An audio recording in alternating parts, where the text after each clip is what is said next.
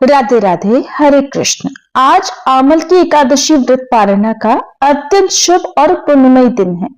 ये वो पावन क्षण है जब भक्त श्रद्धा, नियम और भक्ति के साथ अपने व्रत को पूर्ण करते हैं और भगवान के चरणों में अपने व्रत का पुण्य समर्पित करते हैं।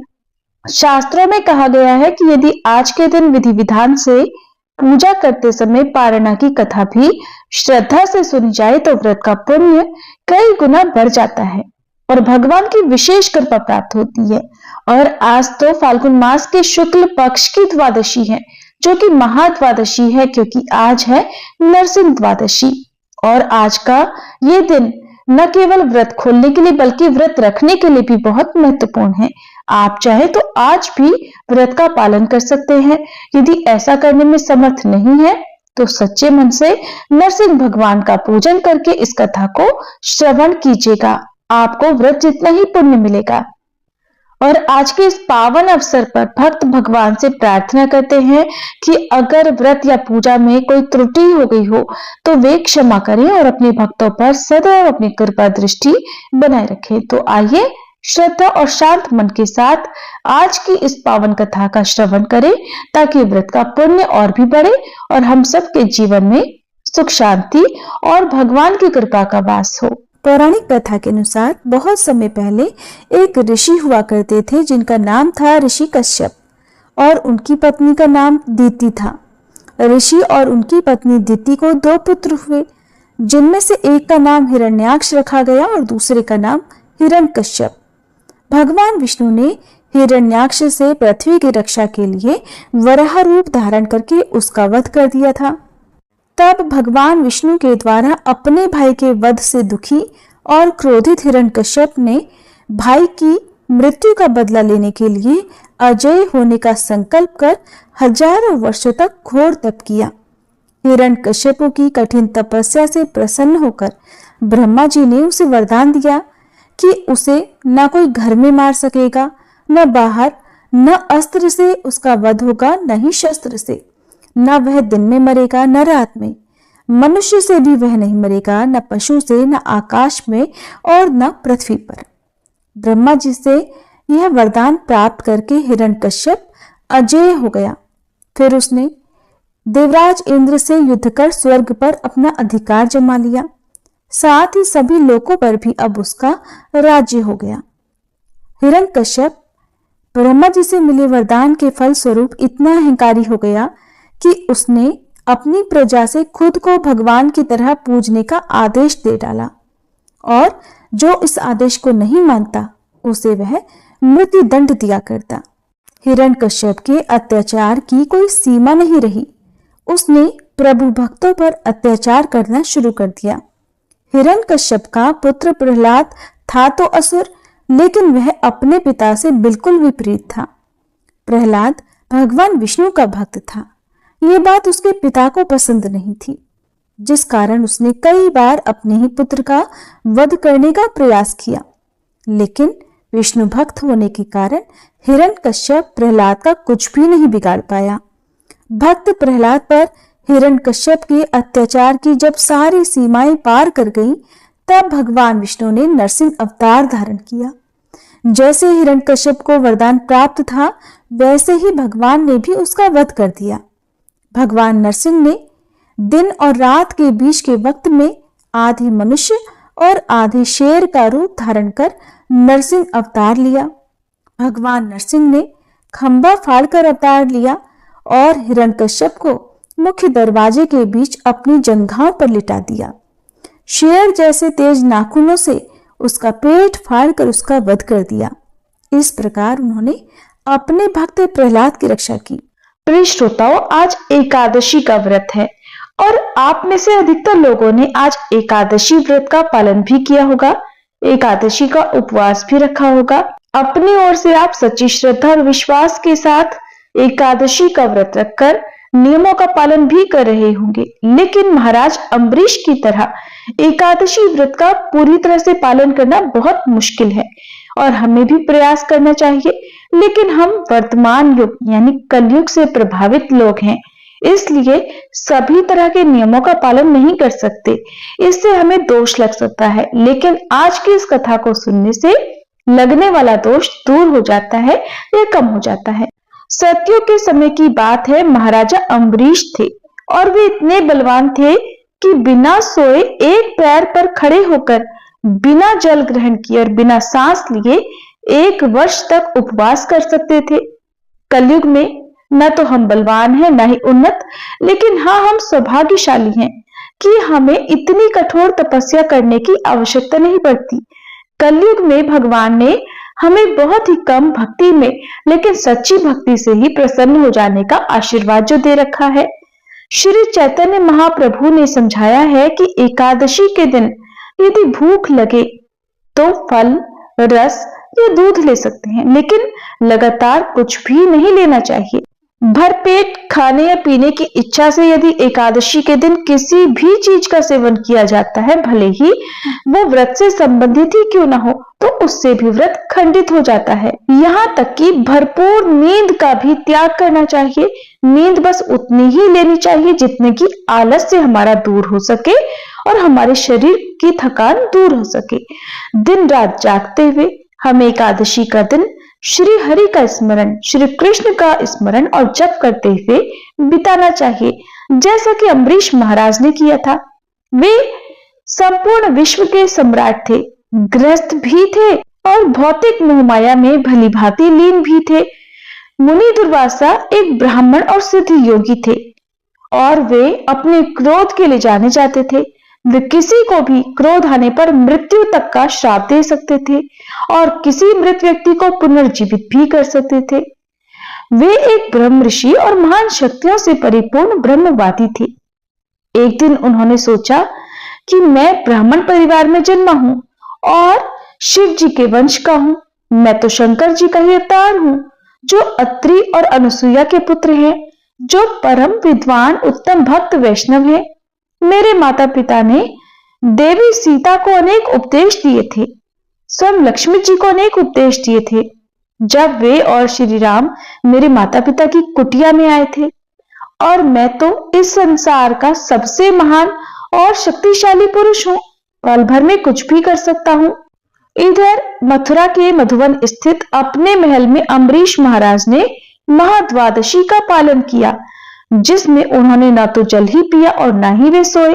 उन्होंने दिन रात जप, स्मरण, देवताओं की सेवा और प्रार्थना में, भक्ति में स्वयं को लीन रखा।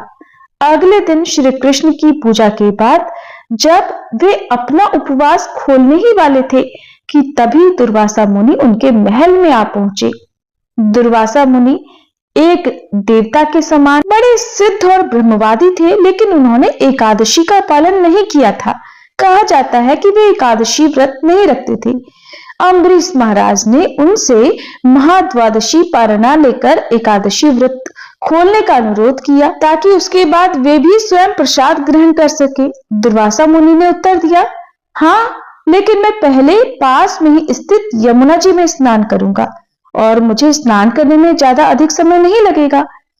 उन्होंने स्नान करने में इतनी देर कर दी, जानबूझकर इतनी देर लगाई कि एकादशी का व्रत पारण मुहूर्त, शुभ मुहूर्त समाप्त होने में अब कुछ ही क्षण शेष रह गए थे। इधर अम्बरीश महाराज व्याकुल हो गए कि एक तो एकादशी पारण मुहूर्त बीता जा रहा है, दूसरे बिना दुर्वासा मुनि को प्रसाद दिए, बिना उन्हें भोजन कराए वे उनसे पहले भोजन कैसे ग्रहण कर लें। उन्होंने सोचा कि एक ब्राह्मण ऋषि, एक सिद्ध महायोगी मेरे द्वार पर आए हुए हैं और वे कोई साधारण व्यक्ति तो है नहीं। मुझे स्वयं महाप्रसाद ग्रहण करने से पहले उन्हें महाप्रसाद अर्पित करके उनका सम्मान करना चाहिए, नहीं तो मैं भारतीय संस्कृति की उपेक्षा करूंगा और संभवतः नरक में ही जाऊंगा। दूसरी ओर मुझे अपना एकादशी व्रत भी रखना चाहिए, जो सांसारिक कर्म नहीं है, ये दिव्य है। और अगर मैं उचित समय पर शुभ मुहूर्त में महाप्रसाद ग्रहण न करके इसका पालन न करूं, तो मेरी भक्ति नष्ट हो सकती है। अब तक किए गए सारे पुण्य कर्म नष्ट हो सकते हैं। क्या करूं? क्या मुझे इन ब्राह्मण का सम्मान करना चाहिए या फिर अपनी भक्ति का? बहुत देर तक गहन विचार विमर्श करने के बाद उन्होंने भक्ति को ही सम्मान देने का निर्णय लिया। सोचने लगे कि मैं किसी भी प्रकार से भक्ति के विरुद्ध कोई कार्य नहीं कर सकता, चाहे मुझे कुछ भी भौतिक समृद्धि खोनी पड़े, चाहे इसके लिए मुझे नरक में ही क्यों न जाना पड़े। मैं एकादशी का अनादर किसी भी कीमत पर नहीं करूंगा और मैं चाहे कुछ भी हो जाए एकादशी व्रत का पारण निर्धारित मुहूर्त के भीतर ही करूंगा। और फिर इसके बाद उन्होंने भगवान श्री कृष्ण की पूजा में प्रयुक्त चरणामृत की एक बूंद पी ली। यदि कोई एकादशी का व्रत बिना किसी रस या बिना जल पिए रखे तो वह चरणामृत ग्रहण करके अपना उपवास खोल सकता है, लेकिन अगर जल, फल, रस, दूध या सब्जियां ग्रहण की हो एकादशी व्रत में तो उसे कुछ अनाज ग्रहण करके ही व्रत खोलना चाहिए। यानी कि निर्जल व्रत रखने वाले लोगों को एकादशी व्रत का पारण जल या चरणामृत ग्रहण करके ही खोलना चाहिए। बाकी अन्य व्यक्ति सात्विक भोजन करके एकादशी का उपवास खोल सकते हैं, नहीं तो उनकी एकादशी पूर्ण नहीं मानी जाती। अम्बरीश महाराज ने सोचा कि मैंने तो एकादशी व्रत के दौरान जल की एक बूंद तक ग्रहण नहीं की है, इसलिए मैं चरणामृत ग्रहण कर सकता हूं। इस प्रकार मैंने कोई अनाज तो खाया नहीं है और मैं ब्राह्मण का आदर भी कर सकूंगा। चरणामृत की एक बूंद ग्रहण करने के बाद ही तुरंत दुर्वासा मुनि स्नान करके वापस लौट आए। मैं तुम्हें जानता हूं, वे गरजते हुए अम्बरीश महाराज से बोले, तुम तो बस एक झूठे भक्त हो, मैं एक सिद्ध ब्राह्मण हूं। तुम मेरे वंश को जानते हो, तुम मेरी महान शक्तियों को जानते हो, फिर भी तुमने मेरा अपमान करने का साहस किया है। मैं तुम्हें तुरंत जलाकर भस्म कर दूंगा। ऐसा कहकर उन्होंने अपने बालों की एक शिखा निकाली और उसे जमीन पर पटका और उसे जलती हुई अग्नि में बदलने का आदेश दिया। अब वह अग्नि राक्षस महाराज अम्बरीश की ओर दौड़ा और उन्हें जलाकर भस्म करने का प्रयास करने लगा। उसी समय सुदर्शन चक्र वहां प्रकट हुए। श्री कृष्ण ने अपने चक्र को वैष्णवों यानी उनकी शरण में आए हुए भक्तों की रक्षा करने का उपदेश जो दे रखा था, इसलिए सुदर्शन ने अग्नि राक्षस को ही जलाकर राख कर दिया और अब वह दुर्वासा ऋषि की ओर बढ़ने लगे, जो अपने पैरों को सिर पर रखकर भाग खड़े हुए। दुर्वासा ऋषि भागते हुए चिल्लाने लगे, बचाओ बचाओ, कोई मुझे बचाओ। उधर जब अग्नि राक्षस अम्बरीश महाराज के पास पहुंचा तो राजा ने मंत्रोच्चार किया और निर्भीक बने रहे। उन्होंने सोचा, मेरा जीवन तो और मेरी मृत्यु तो श्री कृष्ण पर ही निर्भर है। फिर उन्होंने पूरी तरह से केवल और केवल श्री कृष्ण पर ही विश्वास किया, उन्हीं का भरोसा किया और इधर सुदर्शन चक्र ने उनकी रक्षा कर ली। लेकिन दुर्वासा मुनि, जो एक शक्तिशाली ब्राह्मण और सिद्ध योगी थे, मृत्यु से भयभीत होकर भाग गए। उन्होंने पहले अपने पिता भगवान शिव की शरण लेने का प्रयास किया, लेकिन उन्हें अपने पास आते देखकर भगवान शिव ने दूर से ही उन्हें रोका। यहां मत आओ, यहां से चले जाओ। मैं जानता हूं कि तुम क्यों भाग रहे हो। तुम इस विकट परिस्थिति में इसलिए पड़े हो क्योंकि तुमने एक वैष्णव का अपमान किया है, और मैं जानता हूं कि वैष्णव कितने प्रभावशाली होते हैं और मैं उन्हें नाराज करने से बिल्कुल डरता हूं। अगर मैंने तुम्हें शरण दी तो यह सुदर्शन मुझ पर भी आक्रमण करेगा। महादेव के पास से निराश होकर अब दुर्वासा मुनि ब्रह्मा जी के पास गए, जिन्होंने भी उनकी सहायता करने से इनकार कर दिया। इसके बाद वे भगवान विष्णु के पास गए और हाथ जोड़कर प्रार्थना करने लगे, हे श्री हरि, हे भगवान विष्णु, मुझे अपने शस्त्र से बचाइए, मैं आपकी शरण में हूं। भगवान विष्णु ने कहा, मैं तो तुम्हारी रक्षा करने में असमर्थ हूं, क्योंकि मैं स्वतंत्र नहीं हूं, मैं तो अपने भक्तों से बंधा हुआ हूं। उन्होंने अपना हृदय मुझे समर्पित जो कर दिया है, इसीलिए मैंने अपना हृदय उन्हें समर्पित कर रखा है। मैं किसी भी प्रकार से अपने भक्तों से स्वतंत्र नहीं हूं। मैं पूरी तरह से अपने भक्तों के वश में हूं, क्योंकि मेरे भक्त भौतिक इच्छाओं से पूरी तरह मुक्त हैं। इसीलिए मैं उनके हृदय के भीतर ही निवास करता हूं। अगर किसी के पैर में कांटा चुभ जाए तो कांटा तो उसके पैर से ही निकालना होगा, उसके सिर से तो कांटा निकाला नहीं जा सकता। इसीलिए भगवान विष्णु ने कहा कि वैष्णव मेरे लिए सर्वोपरि हैं, उनकी रक्षा करना मेरा परम कर्तव्य है। और अगर तुम उद्धार पाना ही चाहते हो तो तुम्हें तुरंत अम्बरीश महाराज के पास ही जाना चाहिए। उन्हें साधारण ग्रस्त या साधारण क्षत्रिय राजा समझने की भूल बिल्कुल मत करना। ये मत सोचना कि अरे वो तो कुछ भी नहीं है, वो मेरे हृदय हैं, तुम जाकर उन्हें प्रणाम करो।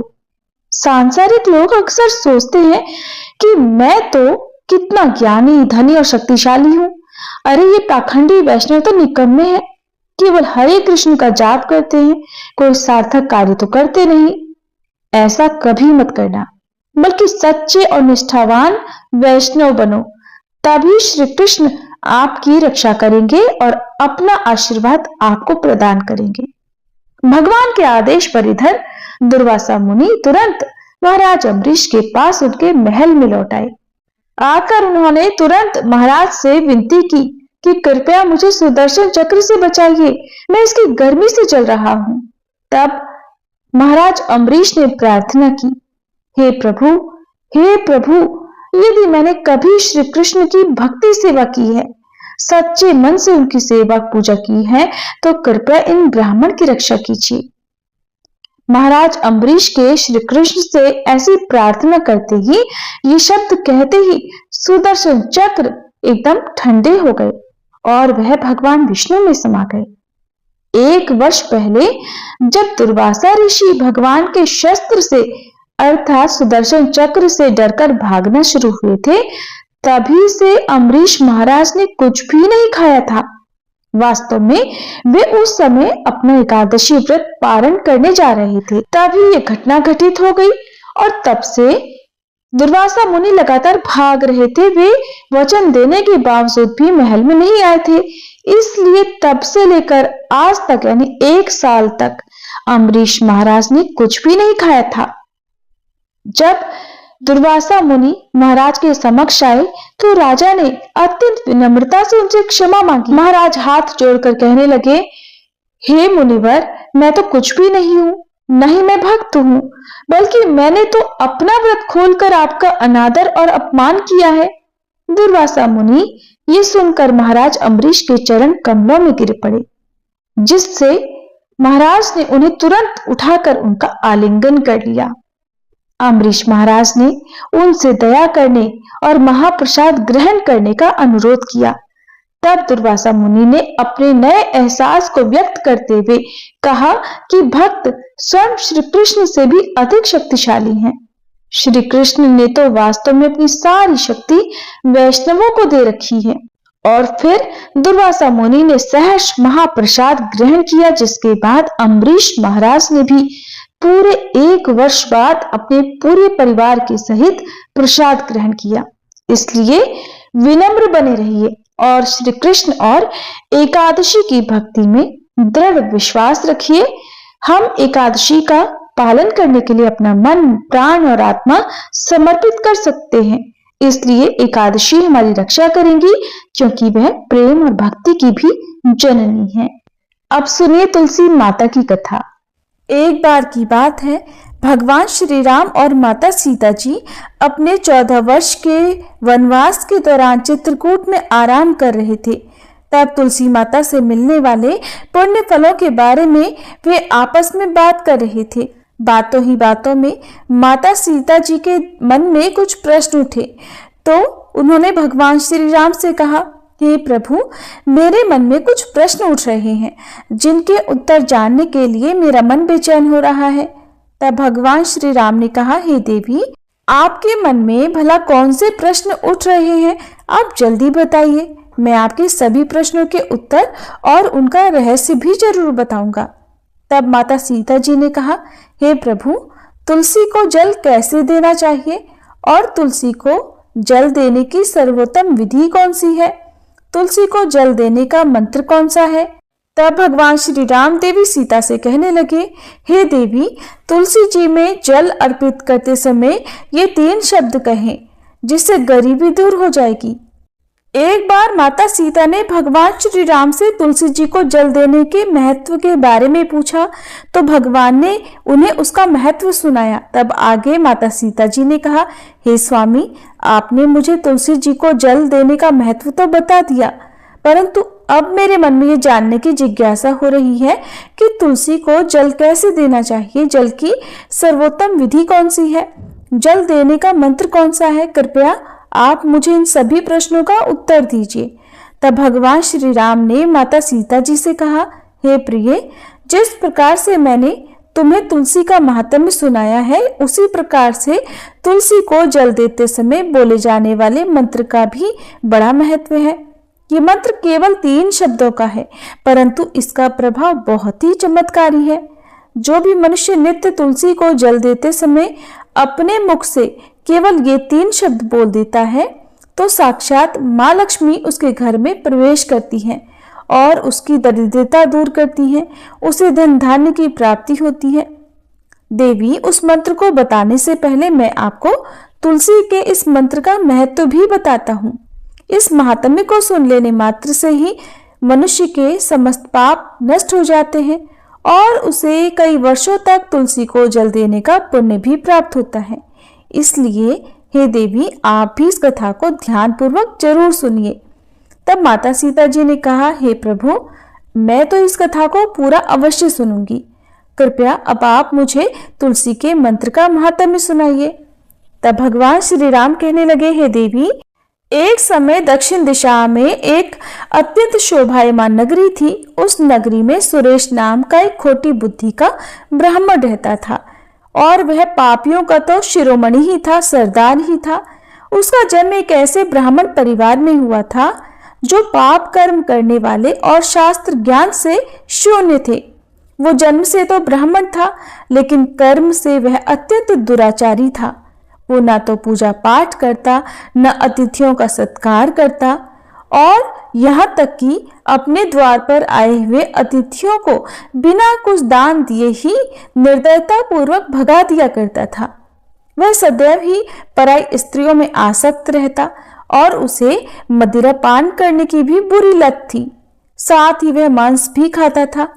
वह दिन में खेतों में काम करके पत्ते बेचकर जीविका चलाता, रात में व्यभिचार करता था। इस प्रकार से उस ब्राह्मण ने अनेक वर्षों तक जीवन बिताया।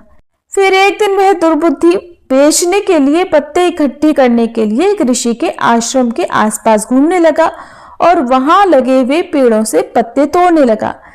तो वहीं पर एक काल रूपधारी काले भयानक सर्प ने उस ब्राह्मण को काट लिया और उसी समय उसकी मृत्यु हो गई। तब उसके बाद 2 यमदूत उसे लेने के लिए उस स्थान पर प्रकट हो गए और उसे उठाकर यमलोक ले जाने लगे। मार्ग में वह यमदूतों के सामने बहुत करुण विलाप करने लगा और बोला, हे दूतों, मुझे कहाँ लेकर जा रहे हो? मुझे छोड़ दो। लेकिन यमदूत उसे ये कहकर घसीटते हुए ले जा रहे थे कि अरे दुष्ट ब्राह्मण, तेरे पाप कर्मों के कारण तुझे सांप ने डस लिया है। अब तो यमराज जी तुझे अवश्य घोर नरक में डाल देंगे। फिर यम के दूत उस ब्राह्मण को लेकर यमलोक पहुंच गए और यमराज जी के सामने खड़े हो गए। तब चित्रगुप्त महाराज जी उस ब्राह्मण का लेखा जोखा निकालकर यमराज जी से कहने लगे, हे धर्मराज, इस ब्राह्मण ने बचपन से लेकर मृत्यु तक पाप ही पाप किए हैं। अपने पूरे जीवन में तो इसने कोई पुण्य का काम ही नहीं किया। तब धर्मराज जी अपने दूतों से कहते हैं, हे दूतों, इस घोर पाप करने वाले ब्राह्मण को उठाकर ले जाओ और इसे नरक में डाल दो। फिर यम के दूत उस पंडित को लेकर नरक की भयंकर अग्नि में धकेल देते हैं। तो अनेक वर्षों तक नरक में सजा भुगतने के बाद उस ब्राह्मण को अपने दूसरे जन्म में एक बैल का शरीर मिला। बैल का जन्म पाकर वह बोझ उठाने का काम करने लगा। उसका मालिक उससे दिन रात काम करवाने लगा। फिर जब उस बैल की शक्ति कम हो गई तो उसके मालिक ने उसे एक लंगड़े आदमी को बेच दिया।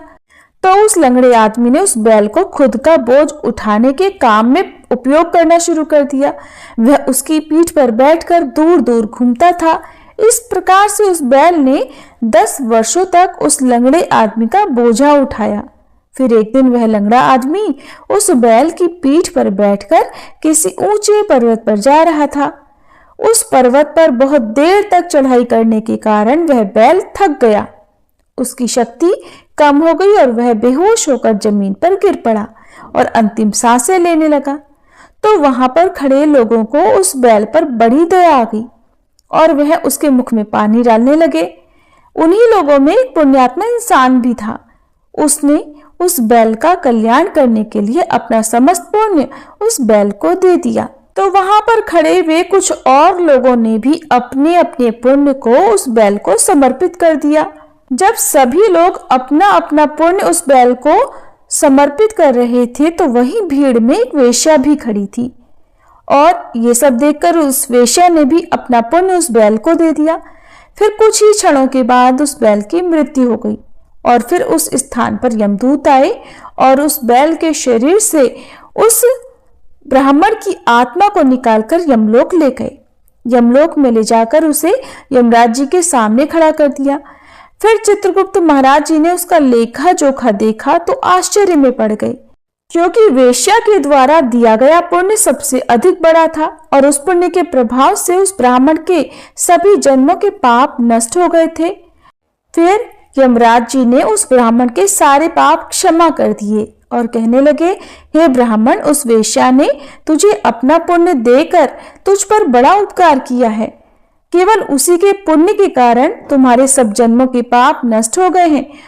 और फिर यमराज जी ने उसे एक बार फिर से मनुष्य योनि में जन्म प्रदान किया।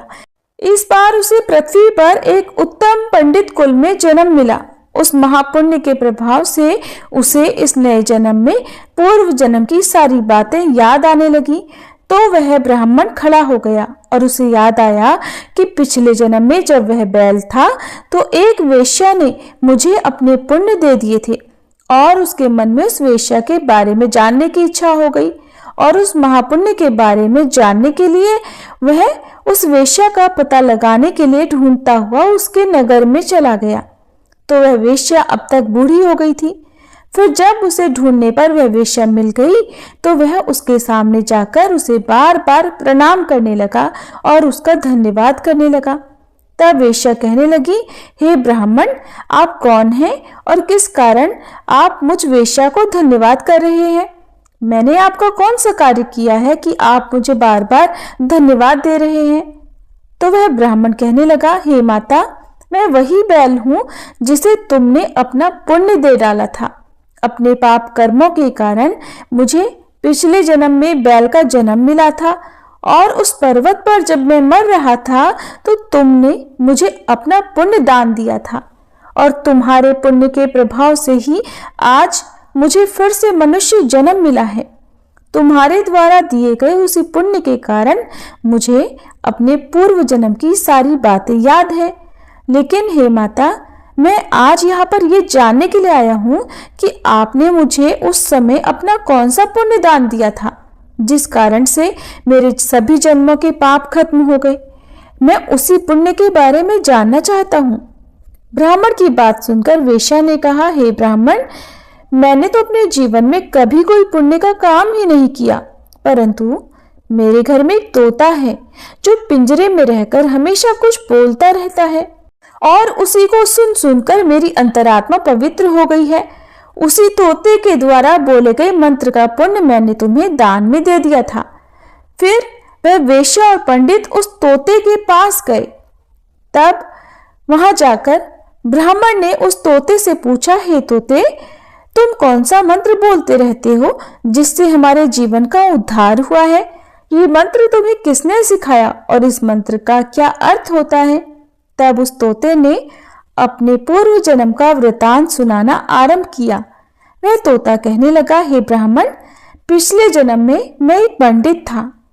मैं अपने ज्ञान के अहंकार में अंधा हो गया था। मैंने कभी गुरुजनों का आदर नहीं किया, सदैव ही उनका अपमान किया। मुझे अपने ज्ञान पर इतना ज्यादा गर्व हो गया था, जिस कारण से मेरे अंदर क्रोध और अधिक बढ़ गया था और मारे क्रोध के मैं सभी से द्वेष करने लगा। अन्य मनुष्यों को मैं तुच्छ समझने लगा और विद्वानों का तो भरी सभा में ही अपमान करने लगा था। फिर समय बीतने पर मेरी मृत्यु हुई तो मुझे यमलोक ले जाया गया।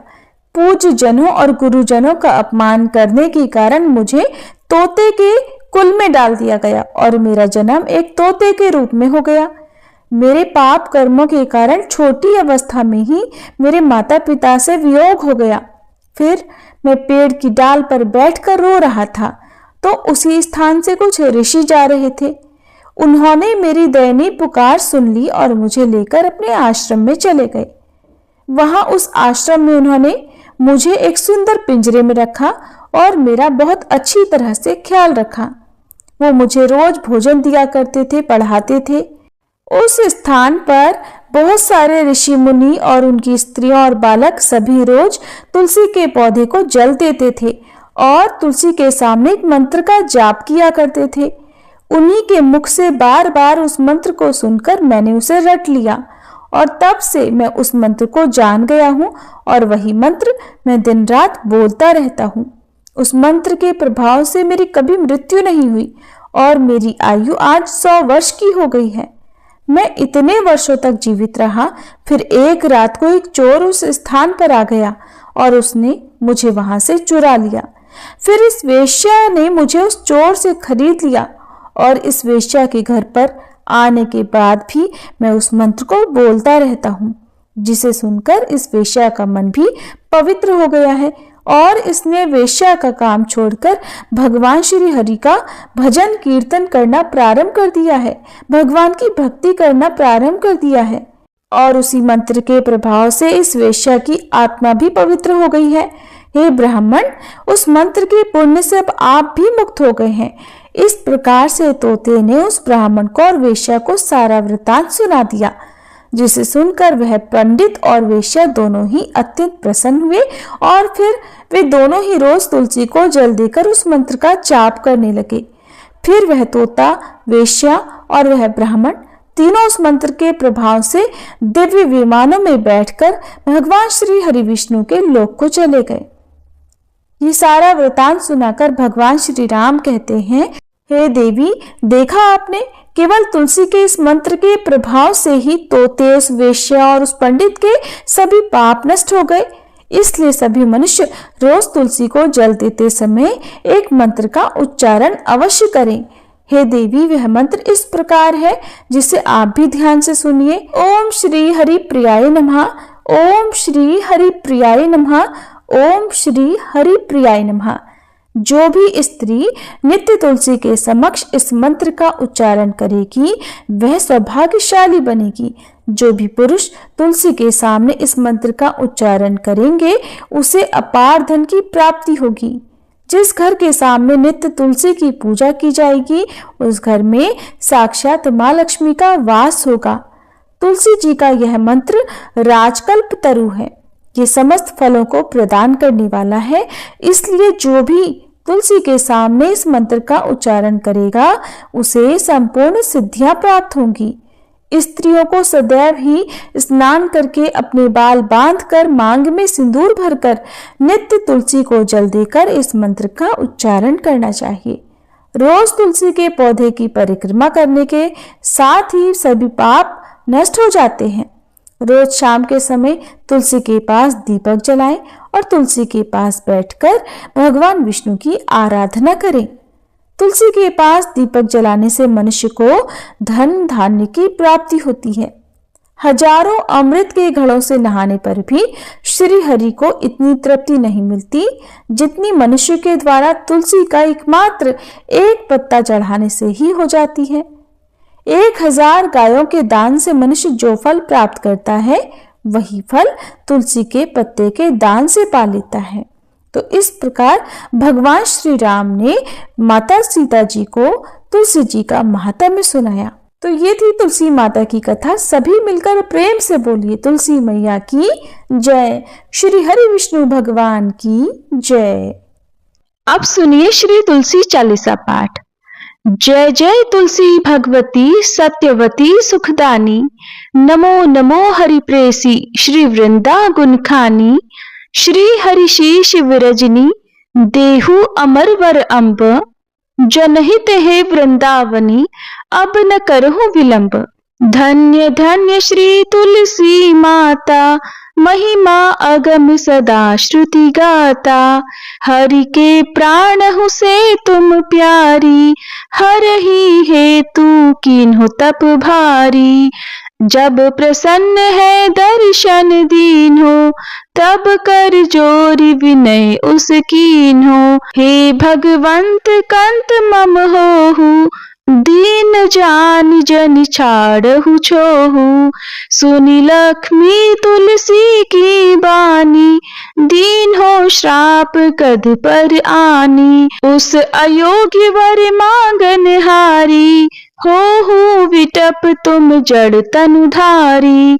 सुनि तुलसी ही श्रप्यो तेहि ठामा, करहु वास तुहु नीचन धामा। दियो वचन हरि तब तत्काला, सुनहु सुमुखी जनि होहु विहाला। समय पाई व्यवहारो पाति तोरा, पूजहि आस वचन सत मोरा। तब गोकुल मह गोप सुदामा, तासु भई तुलसी तू बामा। कृष्ण रास लीला के माही, राधे शक्य प्रेम लखी नाही। दियो श्राप तुलसी तत्काला, नर लोक ही तुम जन्महु बाला। यो गोप वह दानव राजा, शंख चूर्ण नामक शिर ताजा। तुलसी भई तासु की नारी, परम सती गुण रूप अगारी। अस द्वै कल्प बीत जब गयऊ, कल्प तृतीय जन्म तब भयऊ। वृंदा नाम भयो तुलसी को, असुर जलंधर नाम पति को। कर अति द्वंद अतुल बल धामा, कीन्हा शंकर से संग्रामा। जब निज सैन्य सहित शिव हारे, मरहि न तब हर हर ही पुकारे। पतिव्रता वृंदा थी नारी, को न सके पति संहारी। तब जलंधर ही वेश बनाई, वृंदा ढिग हरि पहुँच्यो जाई। शिव हित लही करी कपट प्रसंगा, कियो सतित्व धर्म तो ही भंगा। भयो जलंधर कर संहारा, सुनी उर शोक अपारा। तिहि क्षण दियो कपट हरि तारी, लखी वृंदा दुख गिरा उचारी। जलंधर जस हत्यो अभीता, सोई रावण तस हरहि सीता। अस प्रस्तर सम हृदय तुम्हारा, धर्म खंडी मम पति ही संहारा। यही कारण लहि श्राप हमारा, होवे तनु पाषाण तुम्हारा। सुनि हरि तुरत ही वचन उचारे, दियो श्राप बिना विचारे। लख्यो ना निज कर तूति पति को, छलन चाहियो जब पार्वती को। जड़ मति तुहु अस हो जड़ रूपा, जग में तुलसी विटप अनूपा। धाग्य रूप हम शाली ग्रामा, नदी गंड की बीच ललामा। जो तुलसी दल हम ही चढ़ई है, सब सुख भोगी परम पद पई है। बिन तुलसी हरि जलत शरीरा, अतिशय उठत शीश उर पीरा। जो तुलसी दल हरि शीर धारत, सो सहस्त्र घट अमृत डारत। तुलसी हरि मन रंजनिहारी, रोग दोष दुख भंजनिहारी। प्रेम सहित हरि भजन निरंतर, तुलसी राधा में नाही अंतर। व्यंजन हो 56 प्रकारा, बिन तुलसी दल ना हरि ही प्यारा। सकल तीरथ तुलसी तरु छाही, लहत मुक्ति जन संशय नाही। कवि सुंदर एक हरि गुण गावत, तुलसी ही निकट सहस गुण पावत। बसत निकट दुर्वासा धामा, जो प्रयास ते पूर्व ललामा। पाठ करहि जो नित नर नारी, हो ही सुख भाषहि त्रिपुरारी। तुलसी चालीसा पढ़ही तुलसी तरु ग्रह धारी। दीप दान करि पुत्र फल, पावही बंध्यो नारी। सकल दुख दरिद्र हरि, हार है परम प्रसन्न। आशी धन जन लड़ही, ग्रह बसही पूर्णा अत्र। लाही अभिमत फल जगत, मह लाही पूर्ण सब काम। जेई दल अर्पही तुलसी, तह सहस बसही हरि राम। तुलसी महिमा नाम लख, तुलसी सुत सुख राम।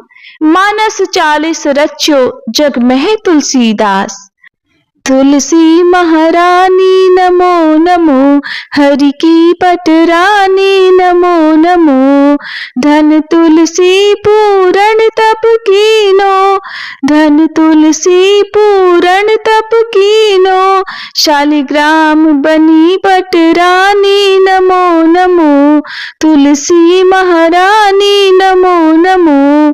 जाके पत्र मंजरी कोमल, जाके पत्र मंजरी कोमल। श्रीपति कमल चरण लपटानी नमो नमो, तुलसी महारानी नमो नमो। धूप दीप नैवेद्य आरती, धूप दीप नैवेद्य आरती। पुष्पन की वर्षा वर्षानी नमो नमो, तुलसी महारानी नमो नमो। 56 भोग 3600 व्यंजन, 56 भोग 3600 व्यंजन। बिन तुलसी हरि एक न मानी नमो नमो, बिन तुलसी हरि एक न मानी नमो नमो। तुलसी महारानी नमो नमो। सभी सखी मैया तेरो यश गावे, सभी सखी मैया तेरो यश गावे। भक्ति दान दीजे महारानी नमो नमो, तुलसी महारानी नमो नमो। हरि की पटरानी नमो नमो, तुलसी महारानी नमो नमो। तुलसी मैया की जय।